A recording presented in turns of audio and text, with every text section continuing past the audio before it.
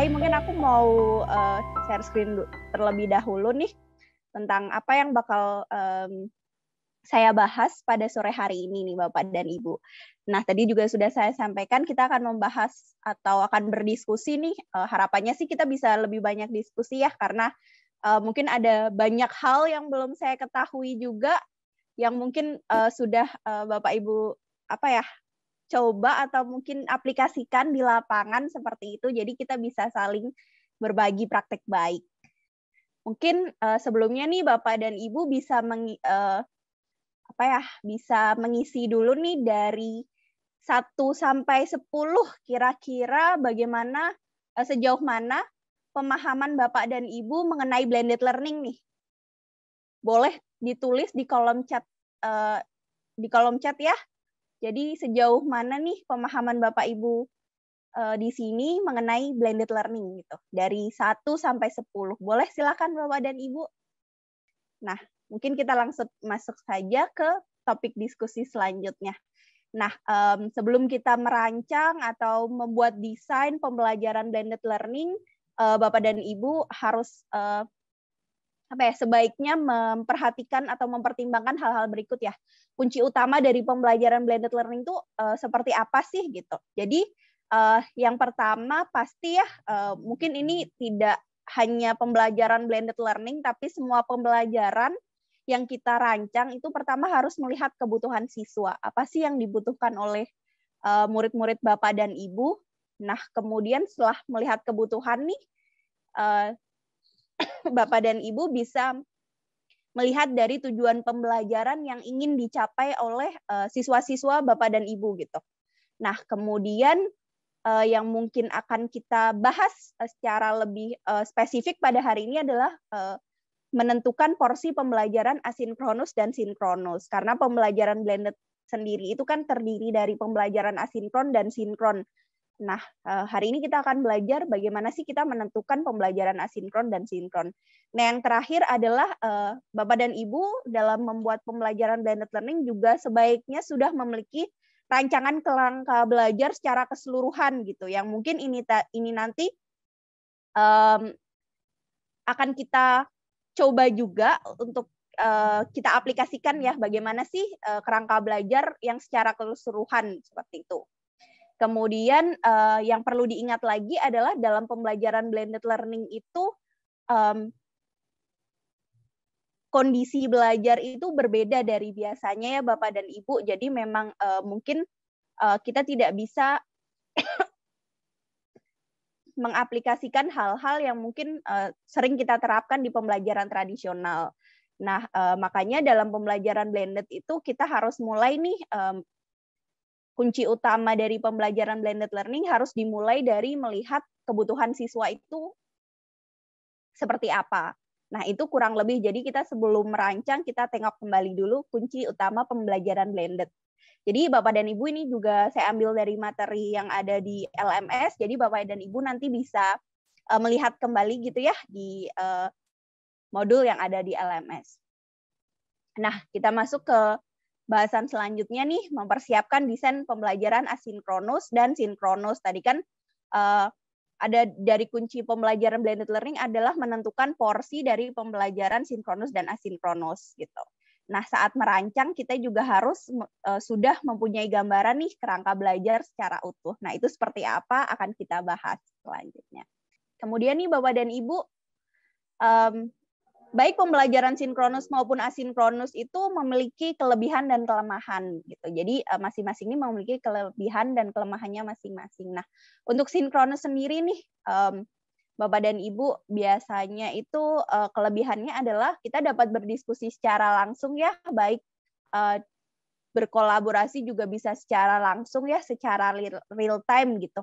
Misalnya saat menjelaskan seperti ini, mungkin Bapak Ibu guru ada pertanyaan dan Bapak Ibu guru bisa langsung menanyakan gitu ya. Dan misalnya Bapak Ibu guru juga nanti ada diskusi, kemudian Bapak dan Ibu guru bisa meminta langsung ya umpan balik gitu ya. Jadi bisa langsung diberikan umpan balik baik dari peserta yang lain maupun nanti dari fasilitator gitu. Kemudian penghematan waktu dan biaya karena kan sinkronus secara langsung ya. Jadi mungkin kalau untuk asinkronus nanti mungkin Bapak dan Ibu harus menyiapkan misalnya materi-materi pembelajaran gitu. Mungkin Bapak dan Ibu ada yang membuat video, kemudian ada yang membuat infografis, ataupun menyiapkan materi-materi yang lain. Nah, kemudian penilaian yang dapat Bapak Ibu lakukan itu bisa melalui observasi nih. Kayak gini misalnya walaupun secara online ya, bertatap mukanya, tapi Bapak dan Ibu bisa melakukan observasi gitu secara langsung kepada peserta didik. Nah, kemudian ada nih, karena Bapak Ibu guru bisa bertemu langsung dengan peserta didik, Bapak Ibu guru juga bisa meningkatkan nih keterlibatan mereka ya, keaktifan mereka untuk misalnya berpendapat atau menyampaikan pertanyaan maupun motivasi belajar mereka, karena Bapak dan Ibu bisa langsung bertemu secara langsung gitu. Nah, kemudian apa sih kelemahannya gitu? Nah, ini Bapak dan Ibu guru juga mungkin merasakan ya apa yang kita lakukan pada hari ini gitu. Jadi karena ini salah satu bentuk sesi sinkronus, Bapak dan Ibu mengharuskan nih Bapak dan Ibu untuk berpartisipasi secara langsung gitu ya, di tempat dan waktu yang sama. Tadi sesi kita di jam 7 waktu Indonesia bagian Barat, kemudian melalui Zoom ya. Jadi di tempat yang dan waktu yang sama. Kemudian membutuhkan keterampilan teknis yang lebih gitu. Nah, mungkin ini kan menggunakan Zoom, jadi mungkin saya harus tahu nih gimana caranya share screen gitu. Mungkin Bapak dan Ibu kalau misalnya face to face secara langsung, Bapak Ibu guru juga harus misalnya menguasai beberapa metode pembelajaran gitu. Nah, kemudian untuk sesi atau pembelajaran sinkronus ini juga kualitas keterlibatan nih atau keaktifan siswa tuh tergantung pada keterampilan Bapak dan Ibu sebagai fasilitator. Nah, yang terakhir adalah pembelajaran murid secara mandiri ini memang kurang tersedia atau kurang terfasilitasi ya, karena di sesi sinkronus gitu. Nah, kemudian nih ada sesi atau pembelajaran sinkronus, pembelajaran asinkronus gitu. Nah, untuk pembelajaran asinkronus juga sama ya, memiliki kelebihan dan kelemahan yang mungkin Bapak dan Ibu juga sudah merasakan. Nah, untuk yang pertama adalah kita masuk ke kelebihannya dulu yang mungkin Bapak Ibu juga sudah rasakan dan tadi juga sudah kita masukkan ya di kuis gitu. Bapak dan Ibu bisa belajar di mana saja dan kapan saja gitu. Jadi murid bebas untuk belajar di mana saja dan kapan saja. Kemudian akses mudah ke proses dan materi pembelajaran nih yang mungkin kalau sebelumnya nih agak susah gitu ya untuk misalnya akses ke materi-materi pembelajaran gitu karena harus bertemu secara langsung baru mendapatkan materi pembelajaran. Sedangkan untuk sesi asinkronus kan Bapak dan Ibu sudah menyediakan materi pembelajaran gitu.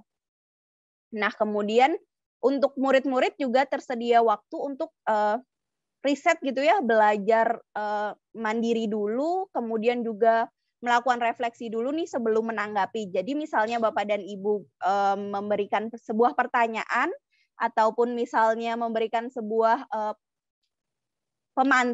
tugas pemantik atau pertanyaan pemantik itu siswa bisa melakukan riset terlebih dahulu tentang suatu topik tersebut, kemudian juga dapat melakukan refleksi. Nah, untuk penilaiannya di sesi asinkronus itu lebih ke misalnya respon atau jawaban dari pertanyaan-pertanyaan, dapat juga berupa refleksi ya. Jadi di asinkronus ini sedikit berbeda gitu ya dengan pembelajaran sinkronus tadi yang kita bisa melakukan observasi kepada peserta didik. Nah, untuk selanjutnya nih ekspresi tertulis lebih jelas dan detail. Jadi untuk tugas-tugas misalnya ataupun jawaban-jawaban yang mengharuskan murid untuk membuat tulisan dan itu bisa lebih jelas dan lebih detail ya karena balik lagi tadi murid dapat melakukan riset terlebih dahulu, kemudian mungkin dapat melakukan refleksi sebelum mengumpulkan jawaban atau respon yang diharuskan. Nah, kemudian untuk kelemahannya nih,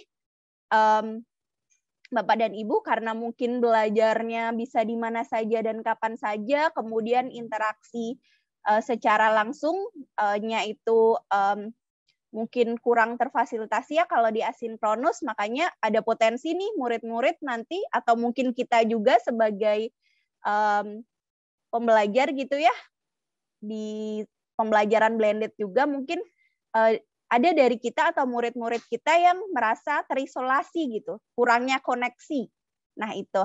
Kemudian pembelajaran secara mandiri mungkin kita rasakan juga ya. Saya juga sering merasakan kalau kita belajar secara mandiri ini memang butuh kayak peningkatan gitu ya dari tingkat pengarahan, manajemen diri, mungkin juga motivasi diri karena kita belajar secara mandiri gitu. Jadi mungkin Bapak dan Ibu bisa membantu murid-murid nanti apabila ada pembelajaran dengan asinkronus gitu ya.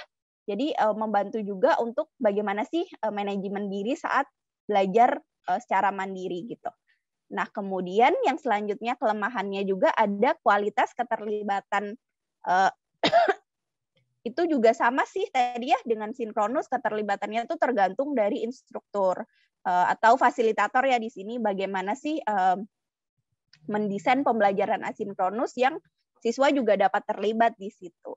Nah, kemudian yang tadi juga sudah dibahas ya, tidak ada akses langsung ke fasilitator. Jadi mungkin ada fasilitas kolom chat, kemudian ada juga fasilitas-fasilitas komunikasi ya, tapi kan tidak secara langsung mungkin dengan fasilitator. Berbeda ya dengan pembelajaran sinkronus yang tadi. Nah, kalau sampai sini nih, kira-kira Bapak dan Ibu ada pertanyaan kah?